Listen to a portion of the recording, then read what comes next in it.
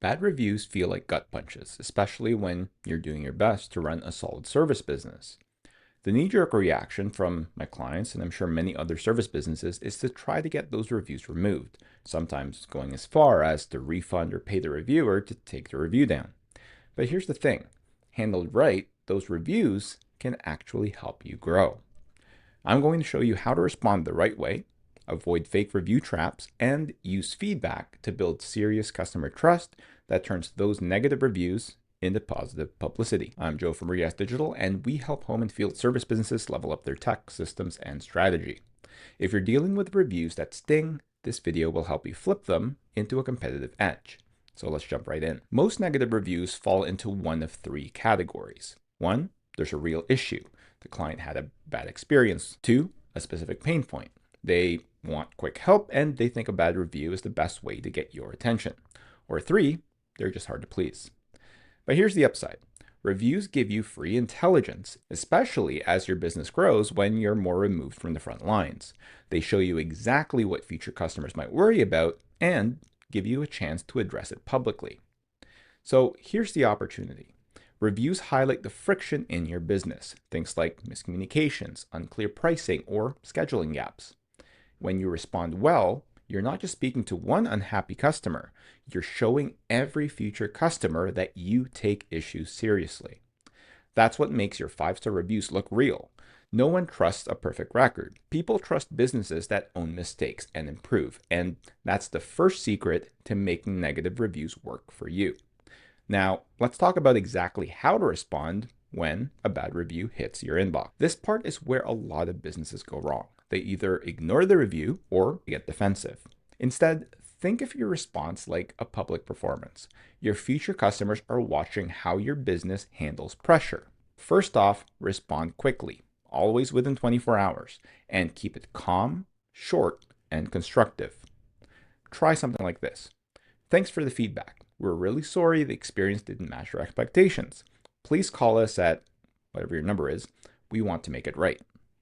You're free to add a bit of context if relevant to setting the stage about the review, but in general, you want to keep it short and sweet.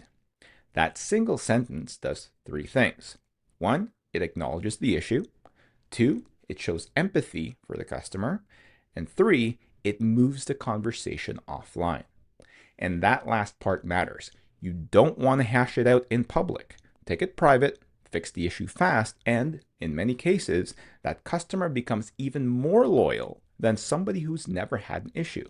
This is what's known in the industry as the service recovery paradox, and it's definitely real. And if you've got a team, this is where process comes in. Build a standard reply flow, assign responsibility, and track your responses like you would jobs, and have a system in place, or better yet, a piece of software to do this tracking for you. Because this isn't about PR, it's about retention. If this is something you think you might need some one-on-one help with, we do help field service businesses like yours fix these gaps without trial and error. So you can book a free 15-minute consult at the link in the description below if you want advice on field service tech or marketing strategies.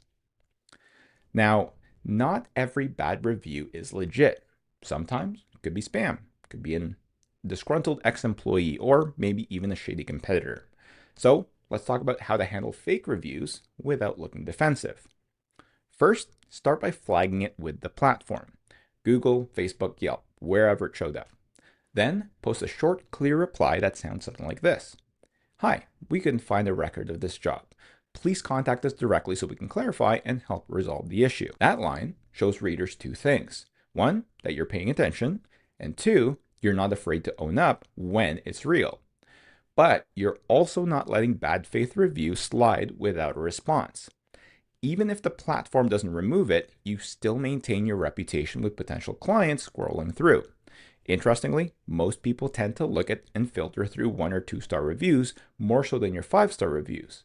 Now, as a quick segue, if you have watched this review to this point and you find it valuable, definitely hitting that like and subscribe button will help spread the word to more service businesses like yours. Now, let's zoom out for a second. If you're jumping between Google, Yelp, and Facebook, and anywhere else that somebody puts a review on, and you're responding manually every single time, that is a recipe for burnout and inconsistency. Luckily, there are a lot of solutions that can help handle some, if not all of these. There's platforms like NiceJob that lets you automate review requests, respond from a single dashboard, and monitor your online reputation without the chaos. Or you can use some of the software review on our channel like Jobber, House Call Pro, or Thrive if you're a startup business, since most of these have basic review management capabilities, just not to the extent of something like NiceJob. But if you do end up needing both, they do have integrations together to make your processes more automated if you have enough volume of reviews to track and manage that warrants it. This isn't just about saving time. It's about building a system that protects your brand 24/7. And especially if you've got multiple techs in the field or jobs happening simultaneously, this is absolutely essential. Think of it like dispatch, but for your reputation. Now, moving on, as you scale or you want to get more refined, there are higher level strategies of this exact same concept that larger businesses leverage to get even more out of this process. Reviews are just one form of feedback.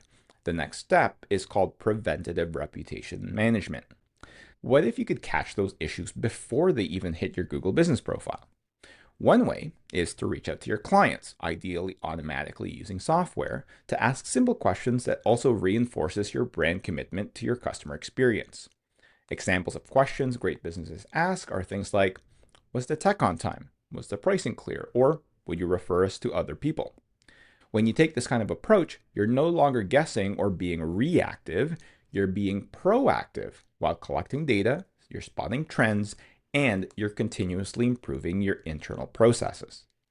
Whether you're a one-man service business or a 20-person crew, feedback loops like this give you the visibility you need to keep clients happy and improve operations in real time. If you were to take a single thing away from this video, negative reviews aren't just noise to ignore.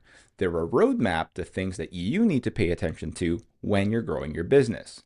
They show you what to fix, how to improve, and if you're smart about it, they can actually build trust with your target clients. So if you want help setting up a review strategy or picking the tools to automate the heavy lifting, you can book a free consult below and grab the review response resource while you're there. If you found this helpful, then definitely please leave a like and subscribe. Or if you want more great tips right away, check out this playlist for more helpful tech and marketing strategies to help your service business grow. This is Joe signing out, and I'll see you all in the next one.